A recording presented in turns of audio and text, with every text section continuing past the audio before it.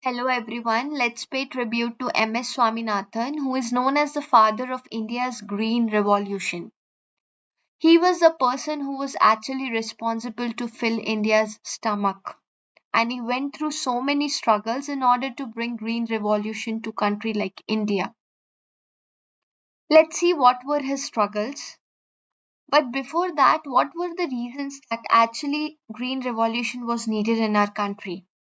One of the major reasons was Bengal famine of 1943, which kept so many lives at stake, wherein it actually set the mindset of India that food security is the higher needed security and is the higher priority over national security.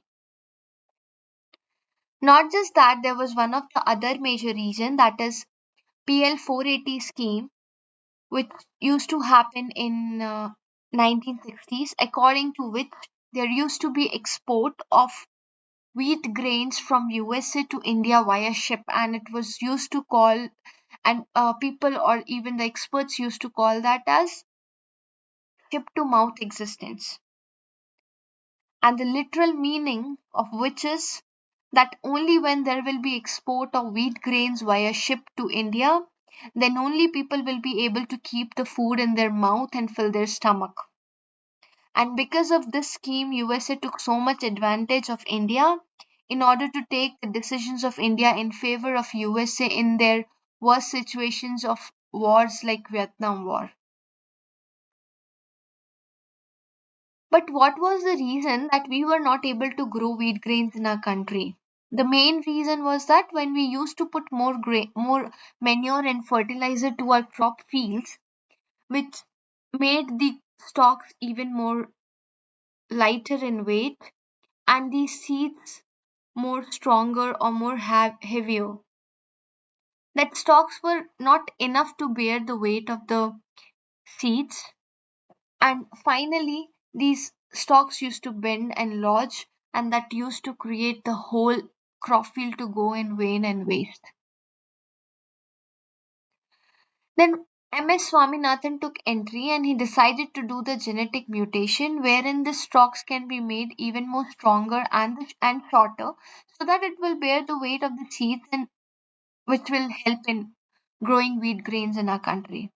But ultimately, it didn't end up with good results and it was not a successful experiment, unfortunately. Then, what happened next? There was a Japanese scientist who actually took entry to our country, India, and wherein he mentioned about the dwarf seeds to MS Swaminathan, and he told that there is one seed breeder or there is one scientist who is working on this dwarf seeds in USA, and he will help you in getting those seeds and which will grow in India. MS Swaminathan contacted that scientist in USA, but he came to know that those dwarf seeds were possible to grow only in the winter season. And as we all know that India's temperature range is too wide. It starts from extreme hot to extreme cold, so it is highly impossible to grow in a country like India. So ultimately, but that seed breeder, he also mentioned about one of the scientists, and that scientist actually mentioned about a seed breeder who was working in Mexico, and his name was Norman Borlaug.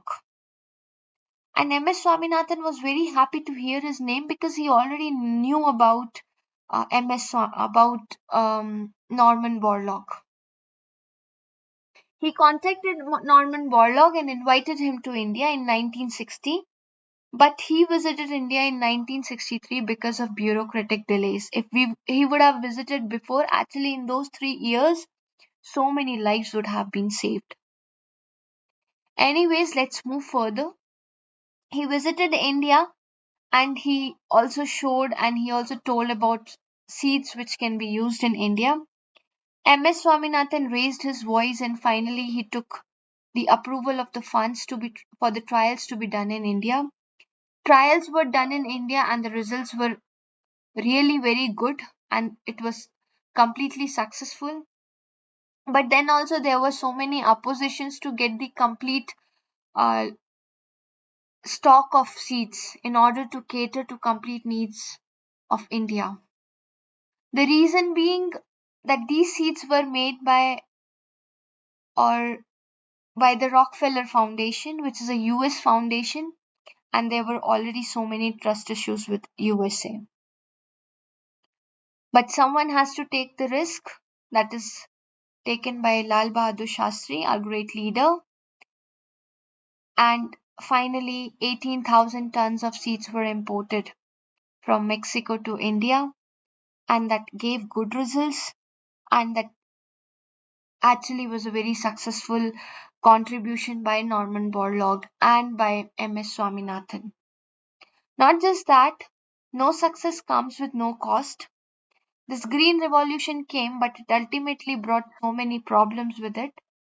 One of them was chemical dependency, because so many fertilizers, so many pesticides, so many insecticides, so much insecticides and all these things were used, which ultimately started in chemical runoff to water bodies that ended up in biomagnification and so many other issues.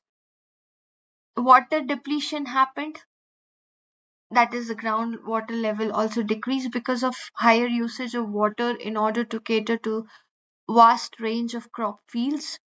There was a huge environmental impact, and these were the three main reasons that green revolution came, but it came with some problems.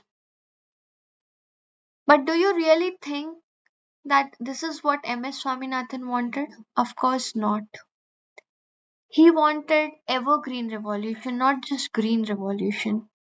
What is evergreen revolution? Evergreen revolution means production or the productivity in perpetuity, which means that he wanted production, but simultaneously he also wanted to make sure that our environment is not impacted, which means he wanted a sustainable agriculture. He had a vision of sustainable agriculture.